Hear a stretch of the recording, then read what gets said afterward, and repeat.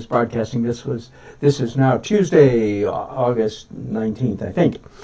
And this is obviously a commission. This is a painting, watercolor painting of a mother and son dance at a recent wedding that I did. Always nice to get a little extra commission out of a wedding. And I showed you very, very early on in the process. Yesterday I'm trying to remember, at least 4 hours of work. So not an insignificant amount of work yesterday. And let me see if I can back up and show you as much of this as possible.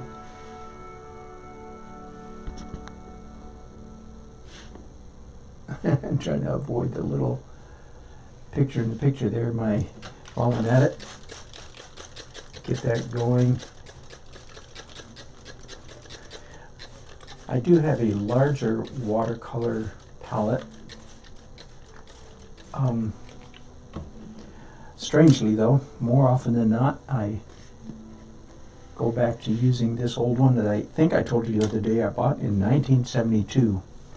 Got paid what for me at the time was a bunch of money for playing music, for playing trumpet, and a bunch of money for an 18-year-old kid in 1972 was $50.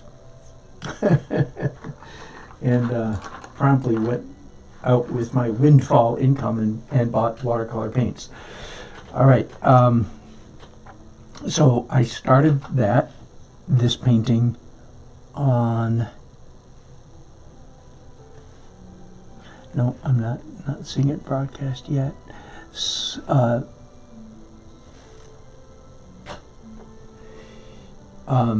Started the other day, and well, let me zoom in. Let's talk about some of the details that I've worked out. Some things that I'm happy about. Some things that I'm not so happy about. Oh, wait, let's back up. Okay, big picture. Big picture. Here I am. If you're an artist, you can completely relate to where I am right now. I know you can. I'm working on a painting. I've scratched my chin a good bit. I've scratched my my head. I've squinted. I've looked, and I am somewhat happy with some aspects, but I don't feel completely happy. Now, there are some of you, dear artists, that you're never happy with anything that you do.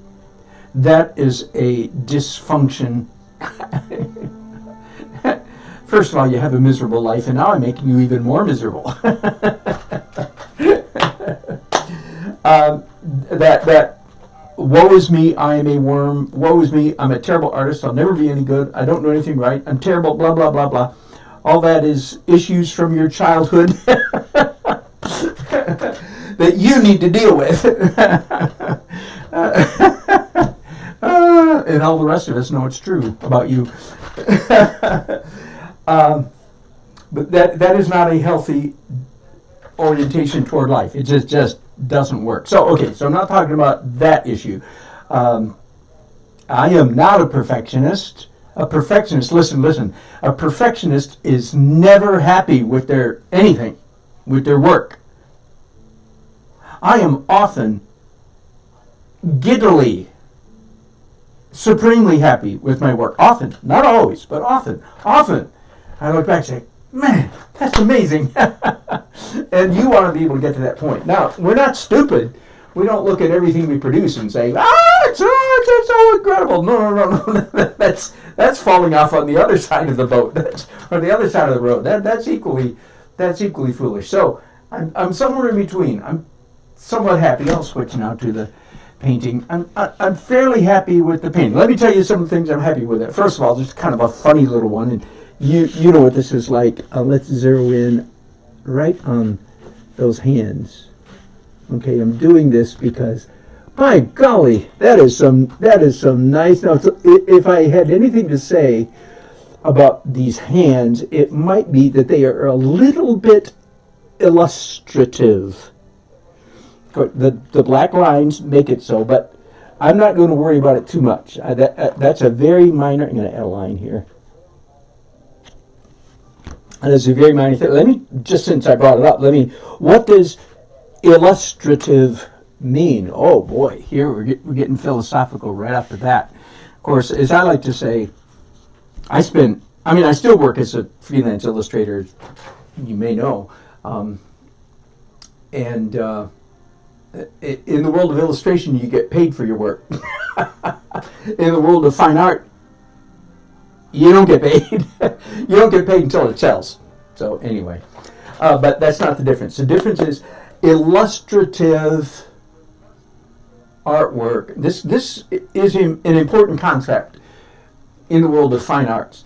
Illustrative fine art, illustrative elements, means that they have, that the drawing, I'll say drawing, has a certain flair about it. A certain shorthand, quick trick that I learned somewhere else, some other time, for rendering thus and so. And if something is illustrative in a fine arts painting, in my world, here's what that means. It's a little too slick. It's like cool, looks good, works right, but like, this didn't come out of your hard work soul. This came out of you.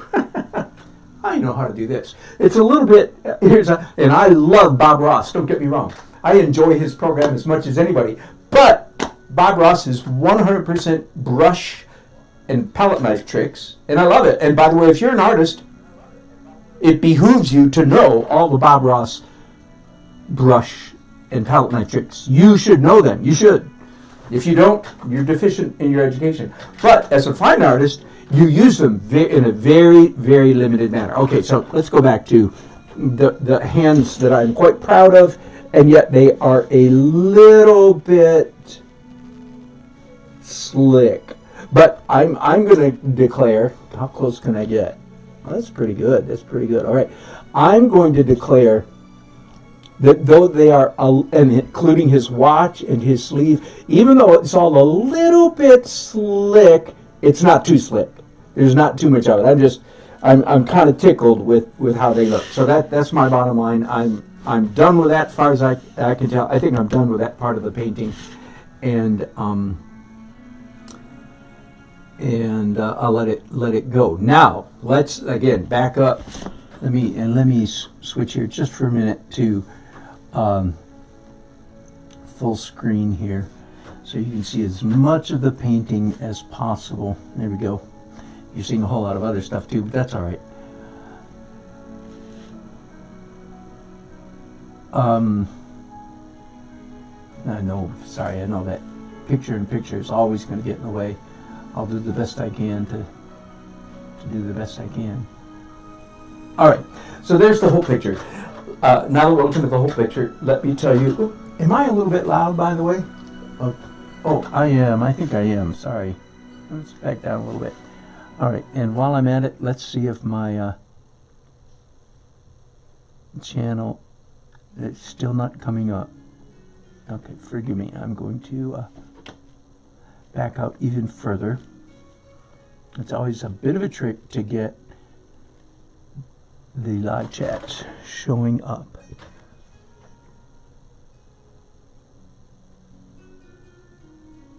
There we go. There we go. There we go. There we go.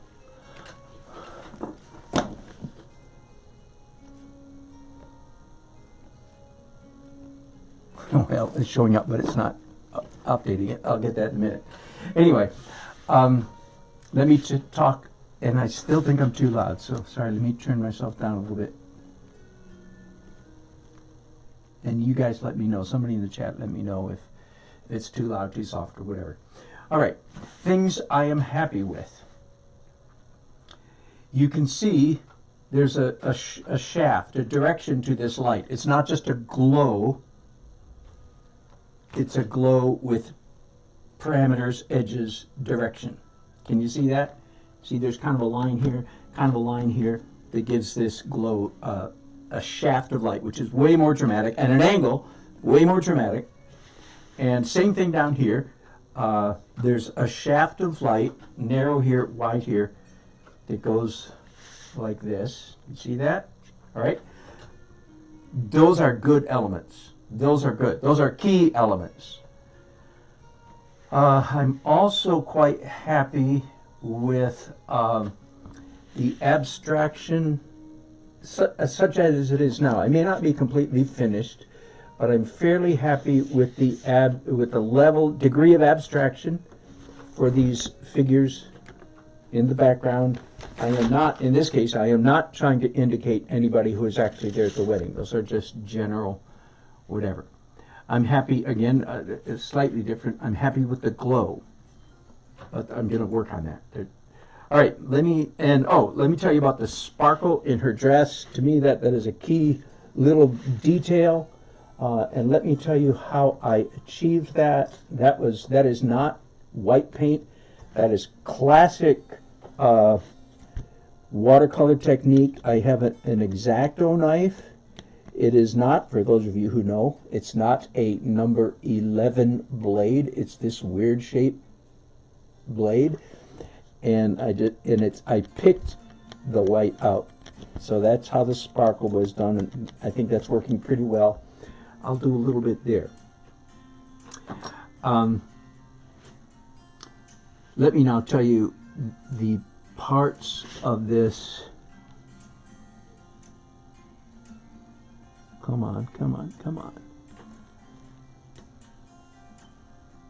Trying to get my my chat monitor up and running.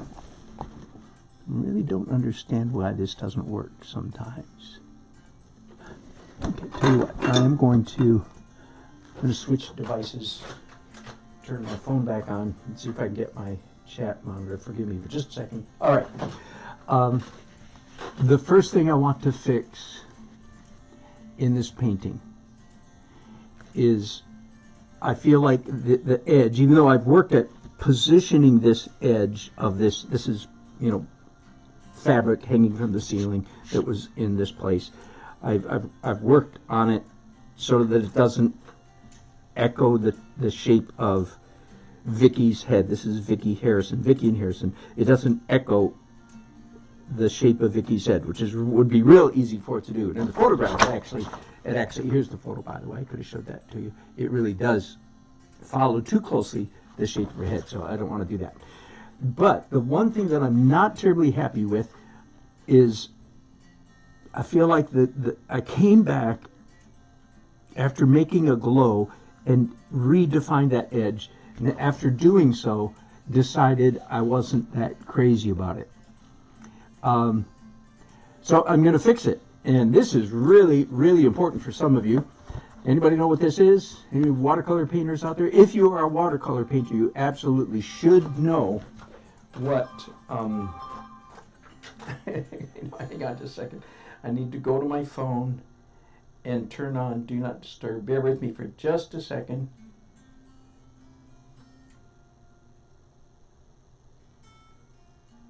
All right, now hopefully my phone will stop ringing and jangling. Now let me go to my YouTube channel and see if I can pull up my chat real quickly.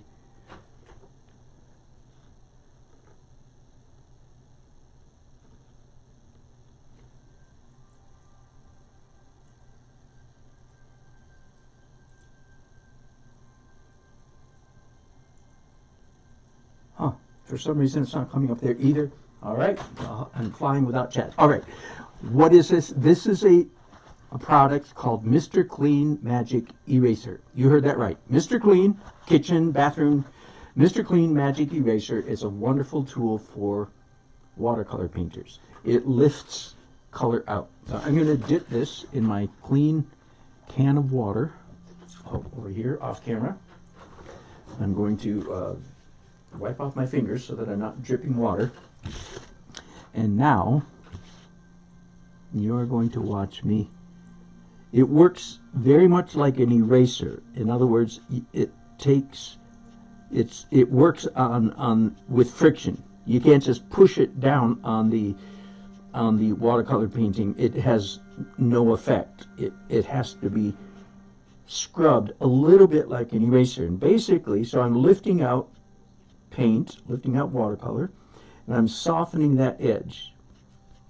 I'm going to do the same. I'm going to turn it over. I'm going to do the same thing to the top of Vicky's head. I want her hair, I want the glow coming off her hair just a little bit more than it is.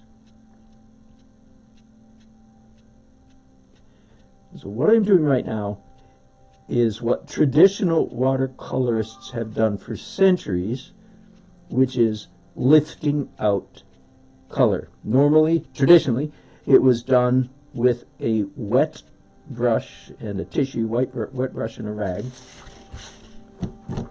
We just, now that we have Mr. Clean Magic Eraser, we can do it a little more quickly. All right, let's see how that looks.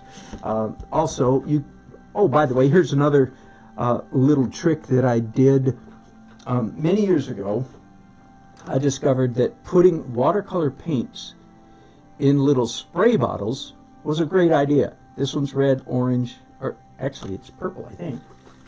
As it is, it's shaded up. It's purple, orange, and brown. And you can see that well, let me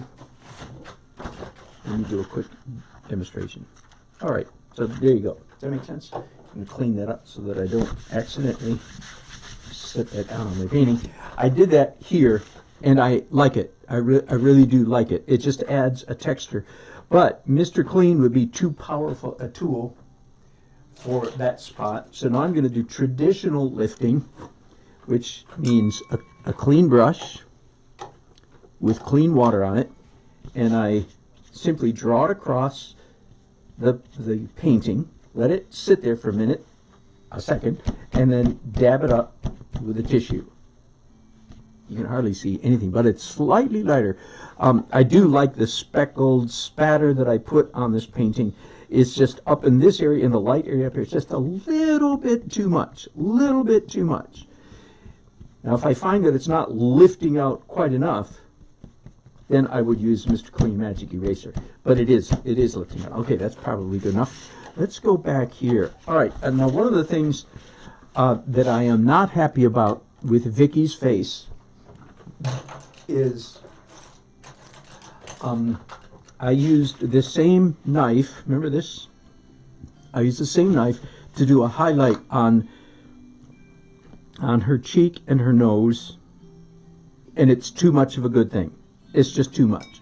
So now, here's another trick. I have here a bristle brush, an oil painting brush, hog bristle, natural hog bristle brush, and I've actually cut the bristles off so they're even shorter, so it's a very stiff, scrubby kind of brush.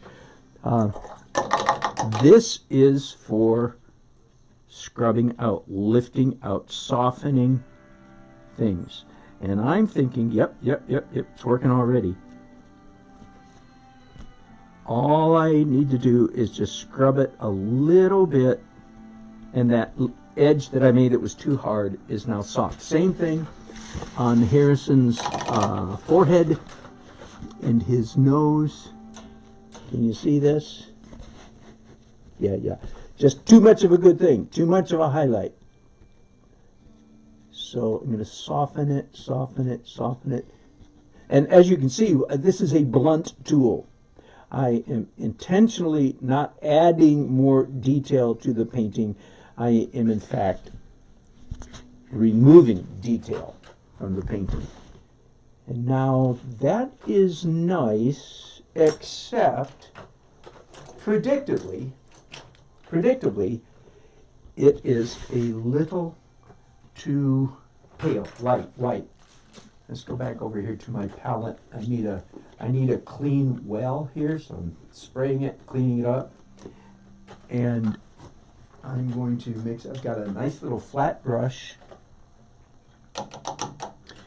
And I don't know what color yellow this is, but it's like a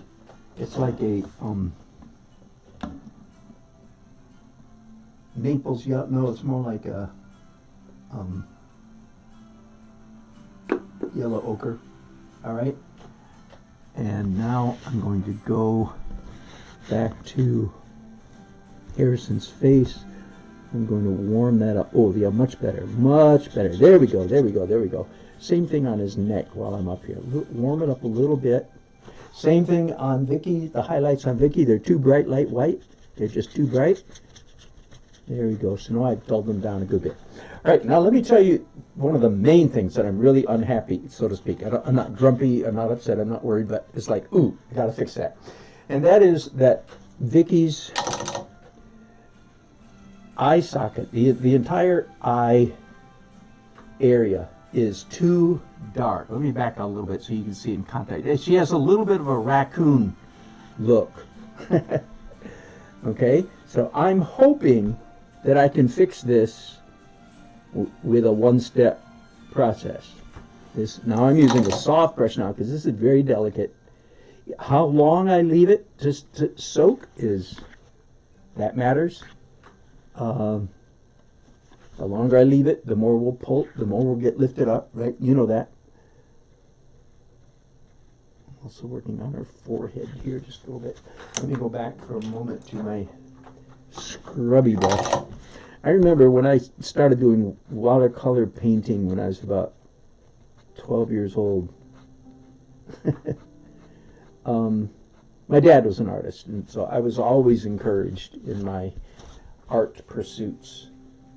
You know, at Christmas and birthdays and so on and so forth, I was often given art supplies. And I remember, in fact, reading books about how to do watercolor. This is like late 1960s. Okay, is that better? Is that enough better is the question.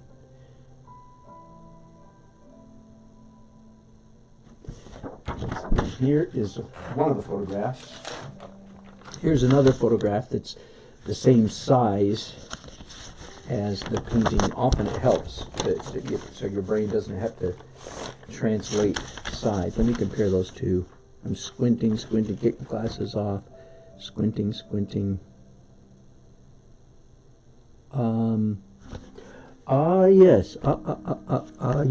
Yes. I see one thing.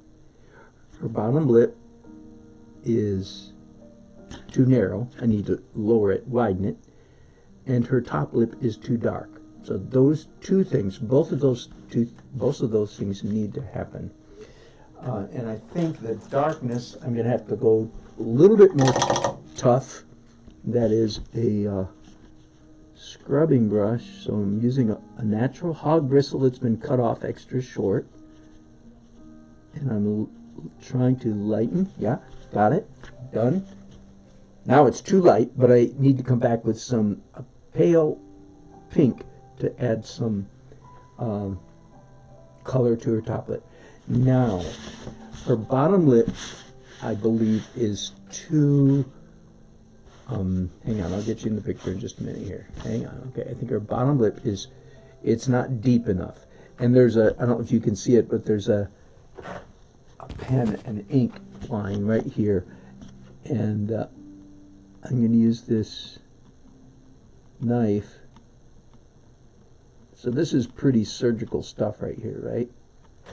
In fact, so much so, I'm going to go over here and pick up my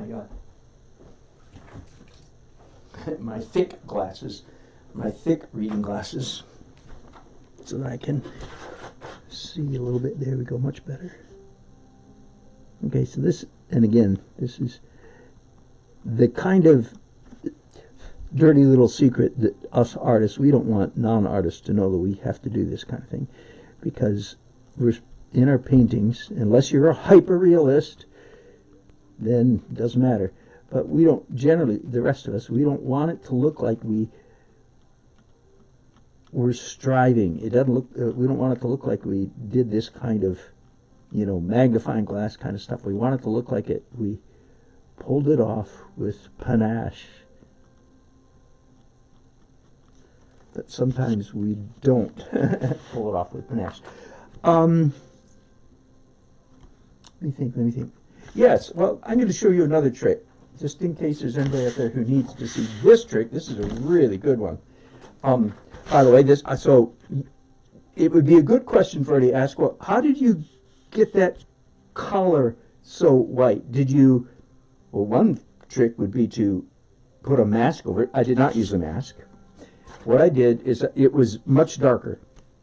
And yesterday, during those 4 hours that I was working on this painting, I did basically what I'm going to do right now. I took masking tape, and I did masking tape all around the edge, around the circumference of this shape. And then I took a piece of Mr. Clean Magic Eraser and scrubbed, and it came out white, white, white. It was very easy. I'm going to do a similar thing, but much simpler today. I'm going to put a piece of masking tape right there. Then I'm going to pick up Mr. Clean Magic Eraser, rinse it out again, make sure it's good and clean, and I'm going to try to lift out some of the dark. This is very small. This is very, very small. Oh, yeah. But I think I've already done it. Now, normally you want the paint to dry before you pull away them, because you could tear the surface of the paper if you pull tape off before it's dry. But I was very careful, and it's okay. All right, I have accomplished what I wanted. I've actually lowered her bottom lid. Now let me look at her right side up and see if I like the way she's looking now. Hang on, I'll get you yet. Bear with me. Oh, sorry. Okay. I'm having a hard time avoiding my picture-in-picture, aren't I? All right, much better, much better. Now I'm going to pick up a tiny little brush. Again, the kind of thing, the kind of dirty little secret, back over to my palette now, the dirty little secret that I wouldn't want my fellow artists, well, no, I'm willing to let my fellow artists know, but detail, detail. All right, and a little bit of pink. And while we're at it, a little bit of pink here under her bottom lip. That's just about right, I think.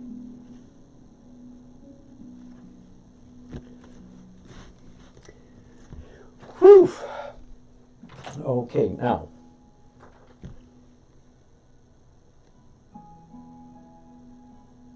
Am I happy with that? I'm happier. Here, once again, is the photograph of the same size.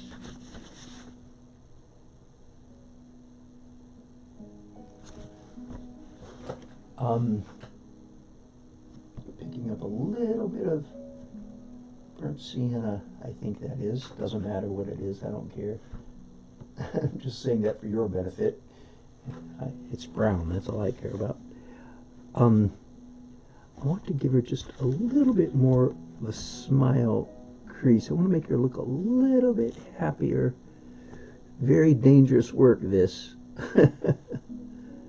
Speaking in abstract terms, like make her look happier. That is not language that an artist uses.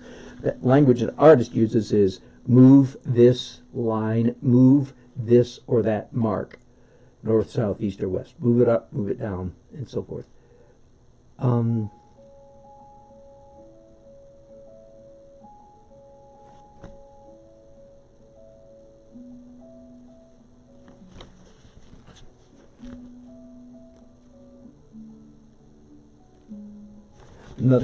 I just see another line that I'm going to have to erase, quote unquote, which is to say, scratch out. Bear with me just a minute.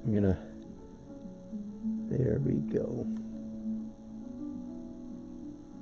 And it is the line, back to my thick glasses, it's the line, ink line, defining the top of her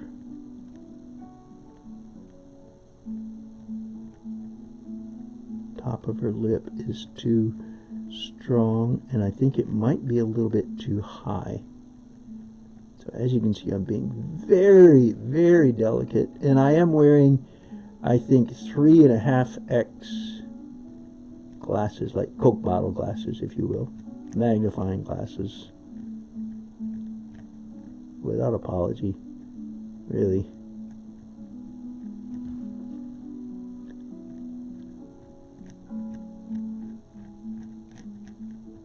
Now, if I were to come back and try to render the line that I just moved, I would not do it with a pen. That's too much, too dark. Let me look at that though and see how I like it now and compare it to the photograph.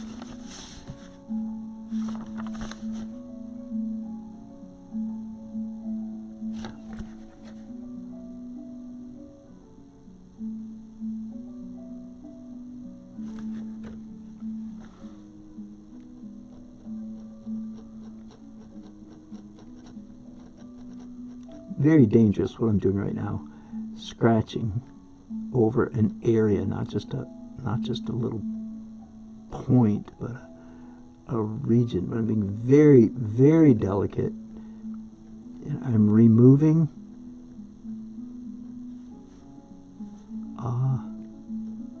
paint, removing color, making lighter. Oh, let me show you another trick. Just a minute. After having done this kind of scratching over a region, here's another trick some of you may like to know. Part of your watercolor toolkit should be a cheap stainless steel, not silver. Silver will draw on your paper like graphite. No, so stainless steel, and then you take, this is a burnisher. And after, I'm going to put a piece of paper underneath this so I get a little bit more padding. And I'm going to burnish her top lip not very hard. You don't have to push down very hard. While I'm at it, I'm going to do up here. Again, I'm not pushing very hard at all. It's very easy to overdo this. What this does is it restores a texture to your watercolor paper so you don't have parts that are rough because you scratched them or because you used a Mr. Clean eraser and so on and so forth, but it smooths it all out again and gives you very close to, with correct handling, very close to factory surface on your paper. All right. Yes, I like that.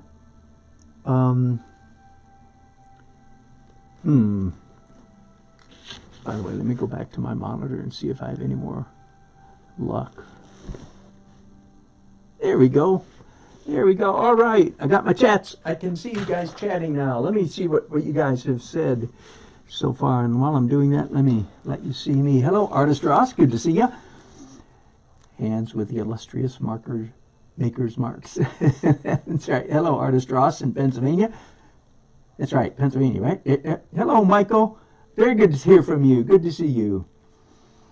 Yes, you have to build up layers of watercolor, and you're exactly right. So to get this degree of darkness on the come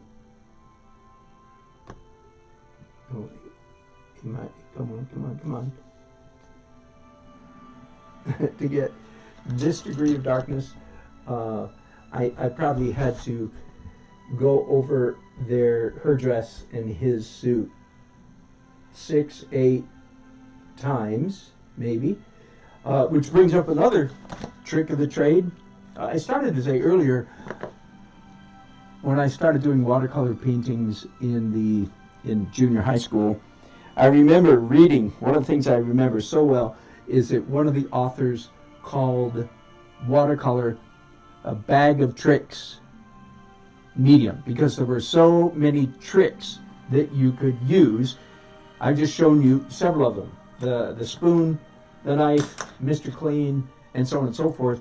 One that I've not shown you yet, and is coming up right now, I mixed up watercolor paints 4, 5, 6, 7, 8 times, to each time getting darker. But the last couple times I actually put 1 or 2 drops of black India ink. This is just Rapidograph, Ultra Draw, black, waterproof India ink in my watercolor paints to get them as dark as I wanted. And now it's way, way easy to overdo it. That's dangerous. So 1 drop with a lot of liquid. Okay.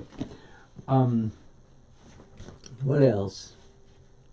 Happier, yes, thank you. Thank you, Ross. Oh, Burlington, North Carolina. Thank you for correcting me. Sorry, I had a guest the other day, mixing you up. Let me see what Ross says. Color lift on eyes worked very good. Thank you. I appreciate that. I really do appreciate that. I think it did too. I know I've made progress here in the last little bit. So let's see what else needs to be done. I'm not going to keep you guys necessarily for the duration. That's a bit much. Let me go back to again trick. This is here's Mr. Clean Magic Eraser, the way it comes out of the package, and this is the same thing cut up with scissors, okay? Because rarely do I use anything this big. I cut it up in small pieces. I used a lot of this yesterday, and the painting gained much improvement as I did. How did I get, for instance, Harrison's sleeves so white? Mr. Clean, but I didn't use masking tape at that time. So you can see there's a glow around it. Very effective, very nice. Anytime in any kind of painting that you want something to look like it's bright, light white, then you have glow. You have soft edges, not hard edges. So you can see, in fact, I might even fix it a little bit over here. His collar has a very hard edge, and I might make it a little bit better. If I make it glow, now I've created a little mess because I've picked up, don't worry, I've got a lot of tricks in up my sleeve. I picked up some of the black from his hair and dragged it into his flesh tone, and that did not look very good. So now I'm using a bristle brush. Again, bag of tricks. There's so many tricks in watercolor. Another one that I used, not to great effect, but I did use yesterday, I used an electric eraser. Can you hear this? I used a magic eraser here and there. It didn't have a great effect, so I stopped using it very much. But that's a lot of people would say, I never use electric eraser. Well, that's too bad for you because you're missing a good trick. And then I used a handheld. Remember this is a ink eraser, old-fashioned ink eraser. You can still buy them at the right kind of art store, and it has more of a bite to it. So I use that here and there.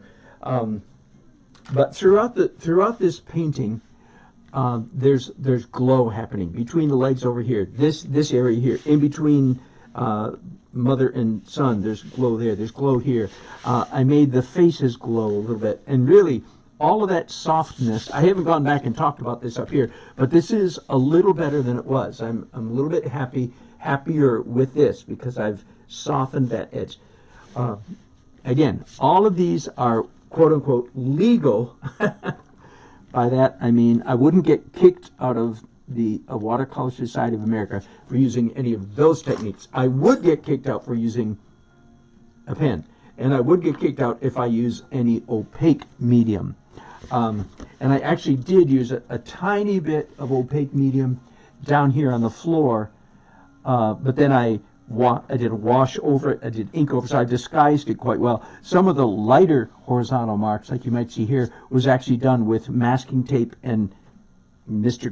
Clean Magic Eraser. So you might think, oh, he painted that. No, that was legal. This mark, however, up here, I don't know if you can see it, that is not legal. That is a little bit of opaque medium. And in fact, if it doesn't bother me, but if I decide it's a little too obvious that it's an opaque medium, one of the things I can do is come in here with a wet brush and simply push it back, lift it out a little bit, and then, even though it's not legal, I can get away with it. But as you know, I call these kind of paintings watercolor sketches, so that, in fact, I can get away with moida. I can get away with using these tricks.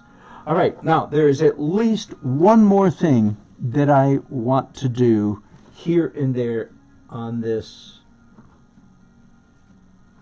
painting, and that is I want to come back very carefully, very, very carefully with pens.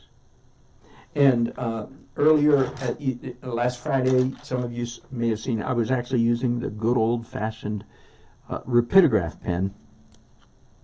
That makes me feel a little bit more artsy. But we don't care about feelings right now. So I'm using, these are what? Faber-Castell. Faber-Castell Pitt, I don't know why they're called Pitt, Artist Pen Fine Liner, black. And it says Künstlerlust, Wasserfest, Hochlichtbestlandkeit. I'm being silly. Those are all those languages. Waterproof, light fast, acid free. And by the way, these do work. These do work very well. That's why I'm using them. If you buy what I call felt tip pens from the art store, and they say waterproof, don't trust them. Do not trust them. You have to test them for yourself and see if, in fact, they really are waterproof. Because I don't know how they can get away with this, but sometimes what they call waterproof is not waterproof. Also, while I'm at it, the other trick of the trade that I use, especially at the beginning, is watercolor pencils.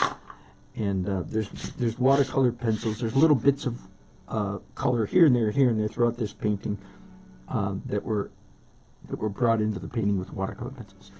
All right, having said that, I have two thicknesses here. This is the thicker of the two, and I'm going to... So what I'm doing now, as in much of my painting, especially my oil painting, I do a lot of things in my oil painting that are not geared toward realism, toward increasing or making the painting more realistic. In fact, they are used intentionally for making the painting less realistic. For instance, and I'm going to go to the super fine point here and bring you in a little bit. Let's see if I can avoid. There we go.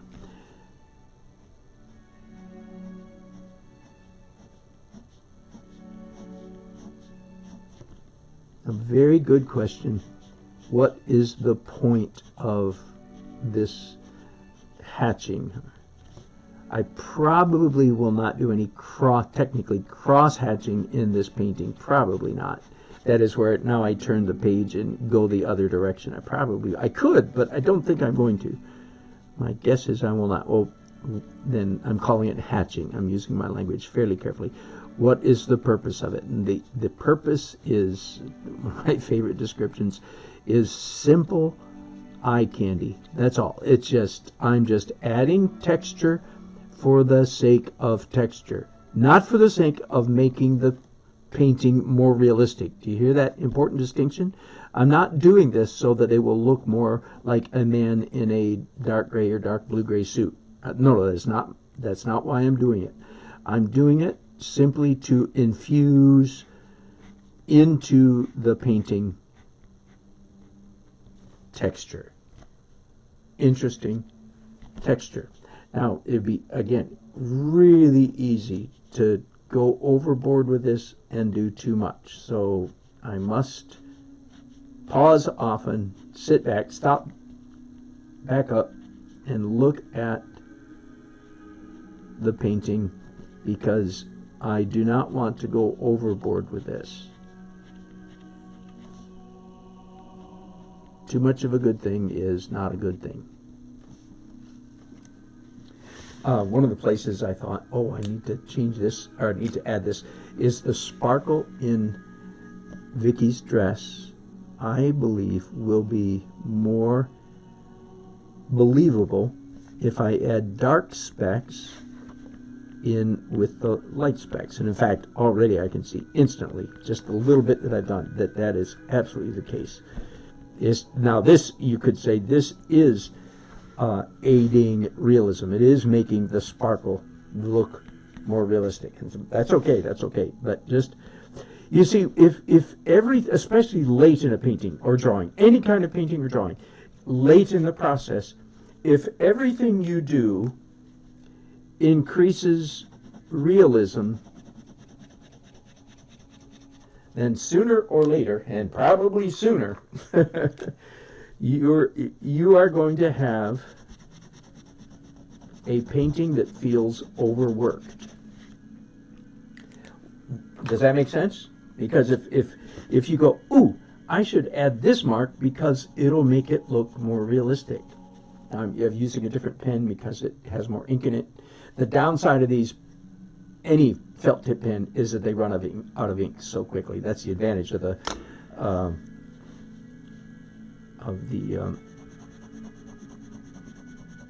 real technical pen, the Kohinoor Rapidograph, made by Kohinoor. And these, I got my first Rapidograph pen in 1974, I think. It's virtually identical to the ones I'm using today. That was over 50 years ago.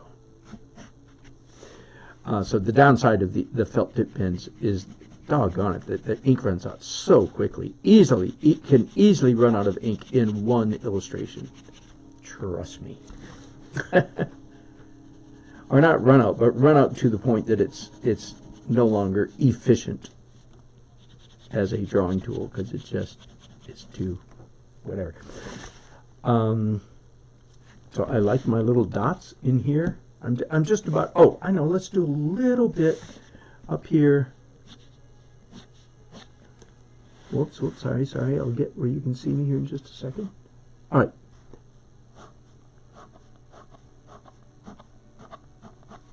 Now that was, I'll do some over here. That is quite clearly anti-realism, right? Because I'm doing the hatching right off the faces of these guys. A little bit is okay. Too much would be too much. So let's do some on this woman's sleeve.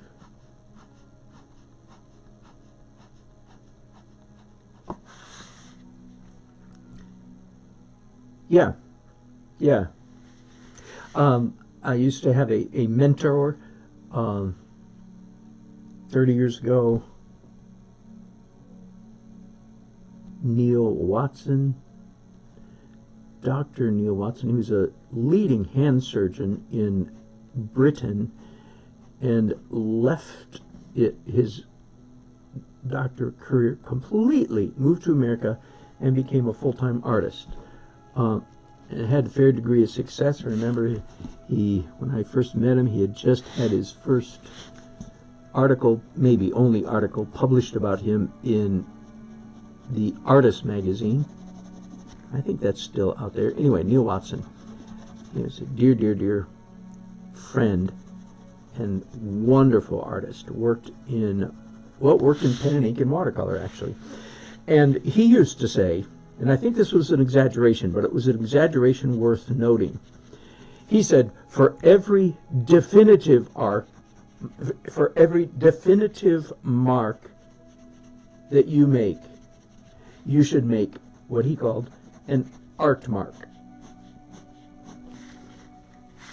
So what is an art mark? Well, the marks that I just made between these two legs right here, with these hash lines going from the clear empty space across into, that is not definition. That's anti-definition. Why is it there? It's there simply so our eyeballs, our brain, our eyeballs go, yippee! We like it. I could go on and on about this concept, but he called them art marks. And of course, I've never come anywhere close to 50-50. Half the marks I make are art marks. But the concept, I think he was exaggerating to make the point, because we needed the exaggeration to get the point. For every definitive mark you make, you should make an art mark.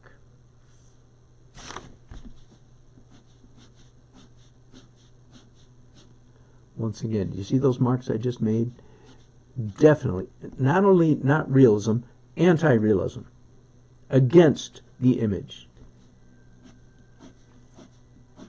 Now this right here might be considered realism because the hash marks align with the edge of the fabric. But over here, I drew from inside Harrison's hair outside.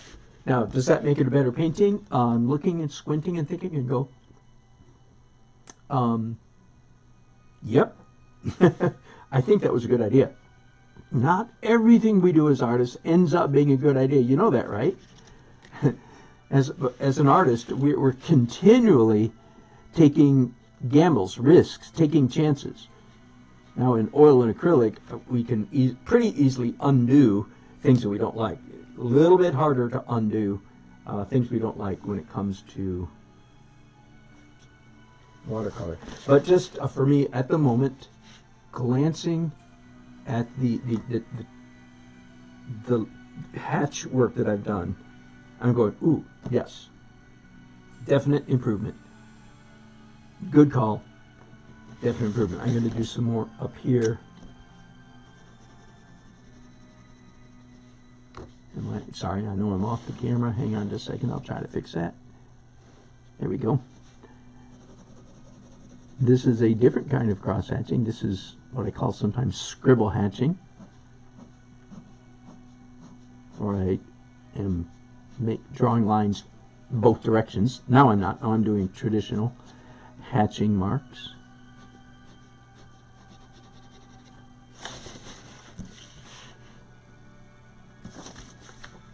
Let me look at Vicky. A little bit of a line there.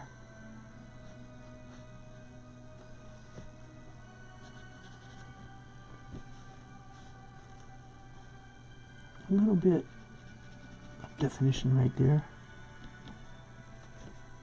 Let's do some of those dots again to partner with the light specks. Let's do some dark specks there.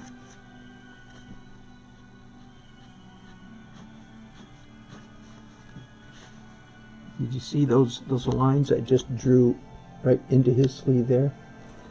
Again, anti-realism, against similitude, against realistic detail. Now the question is, why are they there? Because our eyes like to see stuff. I've got just about a whole dissertation written on art, and one of the main theses is our eyes like to see stuff. How's that for boiling art down to just about its most fundamental essence? Our eyes like to see stuff. Oh, I know. Let's do any comment? Yeah, Artist Ross. First through paragraphs, stippling. Oh my goodness, are you serious? Hey, Michael, 5 pounds. My goodness, thank you, bless you. Very kind of you. Very kind of you. Appreciate it. I will indeed do that. Next time I take my wife out for coffee, I'll say compliments of Michael McEwen. All right, now I'm doing some dots by hand to mix up with the spattering that I did earlier. Give me just a minute. I'm going to there we go. I've decided it is. I'm not using that picture-in-picture enough. I will at some other times, but I'm not using enough to warrant the difficulties.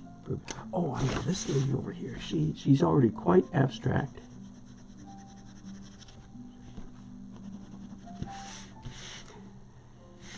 Okay, let me talk, I guess, for just a minute before I go. I am just about done.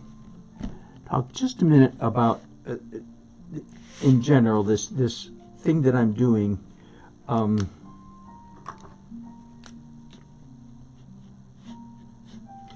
Making abstract marks in a realistic painting. So I described my my oil painting technique.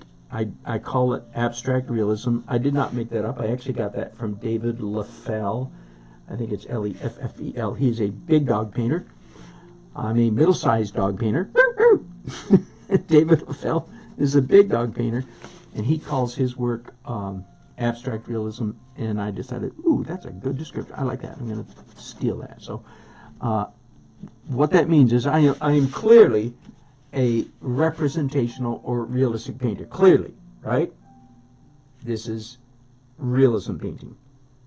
But it's also clear there's a whole lot going on in any painting. This is even more so, I would say, of my acrylic and oil paintings. There's a lot going on the canvas that is not realism, anti-realism, goes against the realistic interpretation or view of the image. So I call it abstract realism. when you do what I'll call for the moment anti-realist marks, when you make anti-realist marks, it is frightfully important that the marks be pleasant, that the marks be happy marks. I'm sounding like Bob Ross now. That's fine.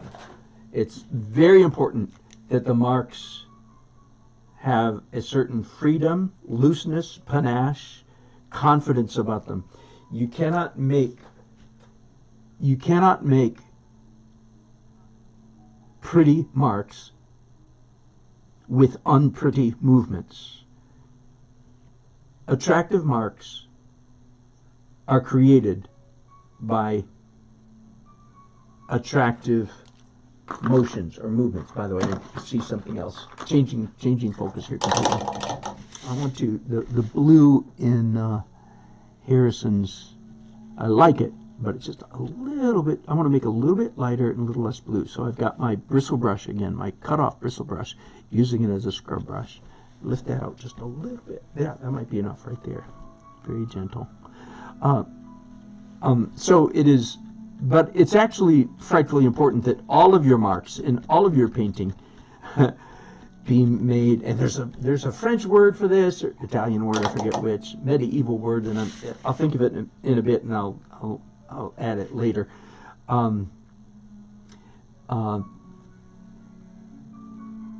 For everything that you do as an artist should look like it was done effortlessly.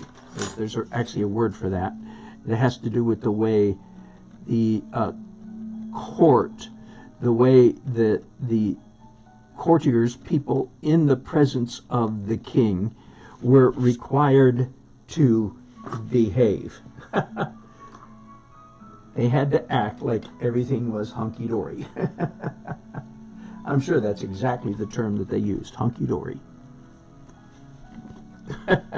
Anyway, what that means is all the marks that you make as an artist should look like they were applied with joy, freedom, spontaneity, not overworked, not fastidious, not over fussy, not tongue painting.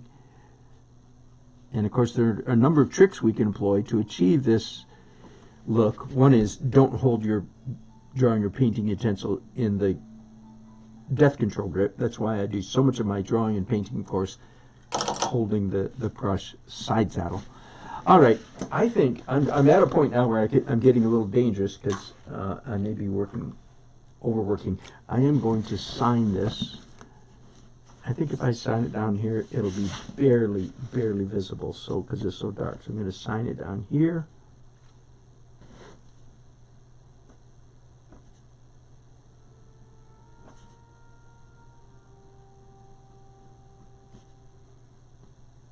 I'm a big believer, as you may know, in legible signatures. First and last name, unless your last name is 3 blocks long, then maybe you can get away with an initial, but nah, probably not. Anyway, all right, I am going to sleep. Actually, I'll tell you exactly what I'm going to do with this painting. I'm going to take it to my monthly painters group, which happens tonight. And I will show it. This is, some of us have been getting together for over 20 years, every month, and we just bring recent work, show it to each other, and critique each other. If, I've said so many times, if the group that I lead disbanded tonight, if someone said, okay, we're done, we're not going to do this anymore, that's not going to happen. If that were to happen, however, I would start a new group tomorrow. That's how valuable to me. Not because I'm a joiner and I have to belong to clubs to feel good. No. It's because peer review, peer critique is so valuable to me. Anyway, so I'm going to take it and I'm going to hold it up before everybody, talk about it, and get their feedback. And I guarantee you, I'm going to get some good feedback. If you don't have one of these in your town, you should start one. I've said this to many people over the years. Let me go back to I'm done drawing, I'm painting, I think, for a minute. if you don't have one, start one. Just get together 2 or 3 or 4 of your best artist friends. Here's the one thing that will kill it, because I've had people say, well, we tried it, blah, blah, blah. And what happened? I'll tell you what happens. If one know-it-all, or if that's you, then don't start one. But it's not you, probably. If one know-it-all gets in the group, it can kill the group. So I don't know how you keep a know-it-all. We've had them show up in our group, I guarantee you. I don't know if we discouraged them. Well, we've had several that can slip into, you know what a know-it-all is, and it's unpleasant. I think the key is if you have one friend who is clearly, maybe it's you, but if you have one friend who's clearly the best artist in the group, and nobody has to say that, it's mom. Nobody ever talks about in our group, well, who's the best artist? I'm sure I would be in the nomination, but no, it's not a slam dunk. We have several, I'm delighted to say, we have several good painters, and one who is a phenomenal photorealistic painter, so he, always gets high points, because there's some people that just are instinctively going to value that as the best of all possible art. That's okay.